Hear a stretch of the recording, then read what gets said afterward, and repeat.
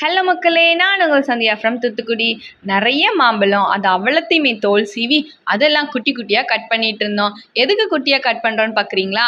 அட, பதனிக்குள்ள மாம்பழம் வெட்டி போட்டு குடிச்சா செம்ம டேஸ்ட்டாக இருக்குமா? ஒரு பெரிய பாத்திரம் எடுத்து அது உள்ள நம்ம தோல் சீவி வச்சிருக்கிற மாம்பழத்தை குட்டி குட்டியாக கட் பண்ணி போட்டுக்கலாம். அதுக்கப்புறம் பதனியில் தூசி இருக்கக்கூடாதுங்கிறதுக்காக அதை நம்ம அரிப்பு வச்சு வடிகட்டி ஊற்றிக்கலாம். அப்புறம் என்ன, மாம்பழத்துக்குள்ள பதனியை ஊற்றியாச்சு. மாம்பழமும் பதனியும் மிக்ஸ் ஆகுறதுக்காக எங்கள் பெரியம்மா நல்லா கையை வச்சு பனைஞ்சு எடுத்துக்கிட்டாங்க. மாம்பழத்தோட ருசி அப்படியே அந்த பதனியில் இறங்க, பதனியோட ருசி அப்படியே மாம்பழத்தில் கலக்க செம்ம டேஸ்ட்டாக இருந்துச்சுங்க.